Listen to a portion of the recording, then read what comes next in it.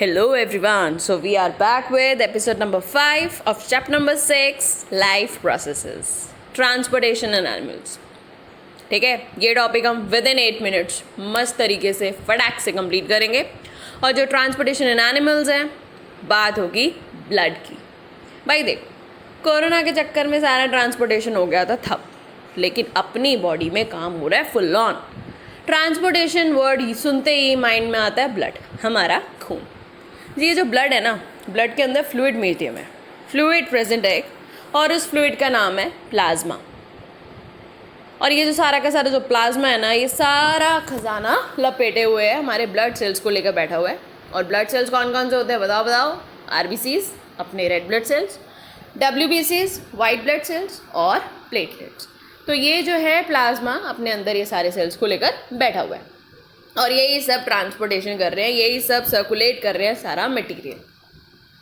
पुराने ज़माने की बात है, पुराने एपिसोड की बात है, पढ़ा था हमने रेस्पायरेशन. बात हुई थी ऑक्सीजन की. ये जो ऑक्सीजन है ना, अब इसको पूरी बॉडी में करना है ट्रांसपोर्ट. खाने के साथ साथ ऑक्सीजन को करना है पूरी बॉडी में ट्रांसपोर्ट. कौन करेगा? ब्लड करेगा. कैसे करेंगे? आरबीसी से करेंगे.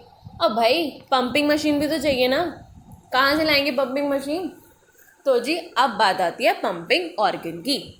अपनी बॉडी में है एक पंप और उस पंप का नाम है हमारा हार्ट. ये जो हार्ट है ना, 4 कमरे हैं यार इसके. सीधा सरल सिंपल है. 4 चैम्बर्स हैं इसके पास, 4 रूम्स हैं और एक एक रूम का अपना अपना एक काम है और वहीं से निकलता है ब्लड. अब ब्लड भी भाई 2 तरीके का होता है. एक तो होता है जी ऑक्सीजनेटेड ब्लड और दूसरा होता है डीऑक्सीजनेटेड ब्लड. है दोनों अमीर लेकिन अलग अलग उस वे में. ऑक्सीजनेटेड ब्लड ऑक्सीजन रिच होता है, मस्त ऑक्सीजन भरी हुई है ऑक्सीजनेटेड ब्लड में. और जो डीऑक्सीजनेटेड ब्लड होता है उसके अंदर होती है carbon dioxide. Carbon dioxide rich होता है. अब ये जो हार्ट है, इस हार्ट में ऑक्सीजनेटेड जो ब्लड होता है, पहले हम करेंगे उसका रास्ता कि भाई वो कौन से रास्ते से गुजरता है. ऑक्सीजनेटेड ब्लड निकलता है हमारे लेफ्ट एट्रियम से. लेफ्ट एट्रियम में बढ़ता है मस्त, ये फुल जाता है और जैसे ही फुल जाता है और आ जाता है नीचे लेफ्ट वेंट्रिकल के अंदर.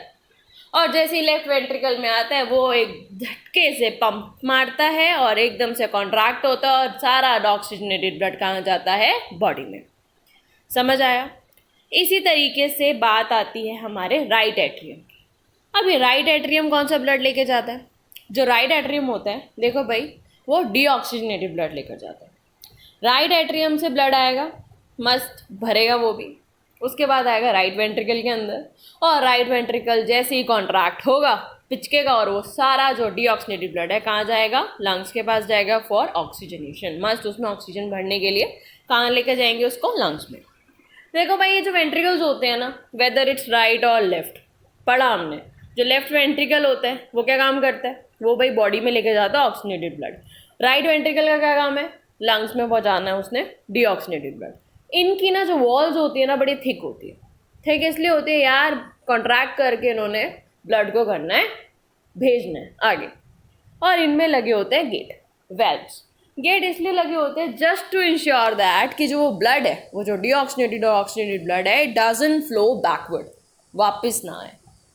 ठीक है.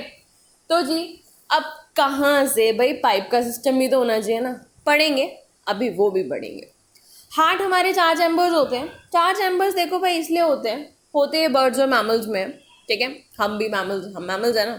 तो जो 4 चैम्बर्स होते हैं, ये 4 चैम्बर्स में मिक्सिंग ना हो, ऑक्सीजनेटेड और डीऑक्सीजनेटेड ब्लड की मिक्सिंग ना हो, तो इसलिए यहाँ पे 4 चैम्बर्स होते हैं.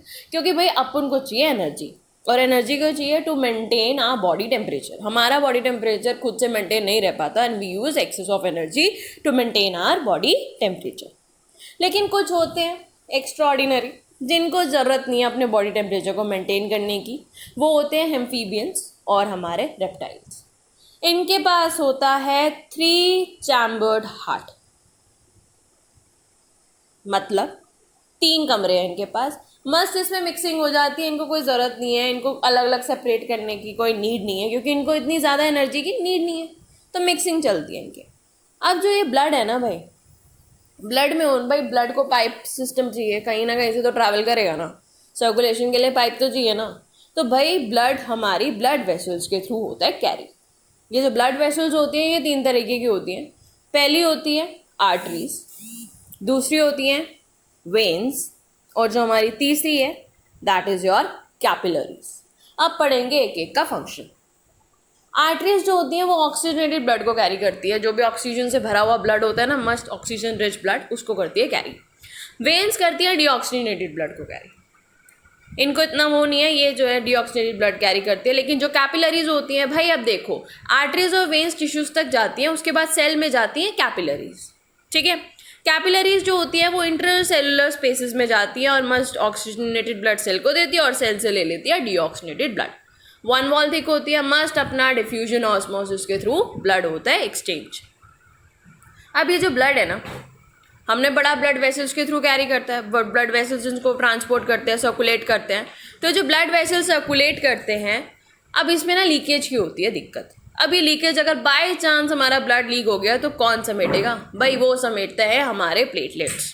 ये प्लेटलेट्स क्या करते हैं? प्लेटलेट्स करते हैं क्लॉटिंग ऑफ ब्लड। जहाँ भी होगी लीकेज वहाँ आ जाएंगे अपने डेड सेल्स को लेकर और मस्त वहाँ पे कर देंगे उसकी अच्छे से भरपाई। तो क्या करते हैं, ये ब्लड को कर देते हैं क्लॉट, ब्लड को कर देते हैं गाढ़ा, बंद कर देते हैं और उस इंजरी को कर देते हैं ख़त्म। ठीक है भाई, तो प्लेटलेट्स का काम अपना इतना सा होता है। तो इस तरीके से हमारा ये टॉपिक था ब्लड के बारे में। अब एक और फ्लूइड प्रेजेंट होता है हमारी बॉडी में, उसको कहते हैं लिम्फ। अब ये लिम्फ का क्या काम है? देखो भाई, अब जो ब्लड वेसल्स होती है ना,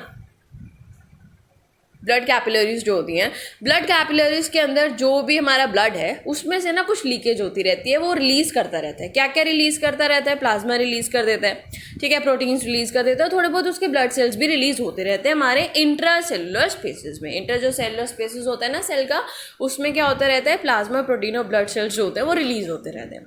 ठीक है, अब ये जो इंटर सेलुलर स्पेसिस में क्या होता है, यहाँ पे होती हैं, यही है हमारा लिम्फ। यही हमारा जो फ्लूइड है ना, प्लाज्मा, प्रोटीन और ब्लड सेल्स जो रिलीज हो रहे हैं, दिस इज योर लिम्फ। और ये कहाँ पे होते हैं? लिम्फेटिक कैपिलरीज में ड्रेन हो जाते हैं।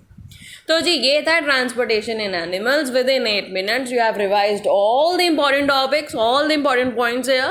तो ठीक है, इसी तरीके से हम अपने सारे टॉपिक्स को विद इन टाइम लिमिट बहुत क्विकली, बहुत अच्छे से कंप्लीट करेंगे। सो आगे टॉपिक्स के लिए just like the video, share करना मत भूलना, and please subscribe the channel for more entertaining and fun learning videos. Bye bye. Okay students, मिलते हैं एपिसोड नंबर 6 में। तब तक के लिए रिवाइज करके रखना है इसको।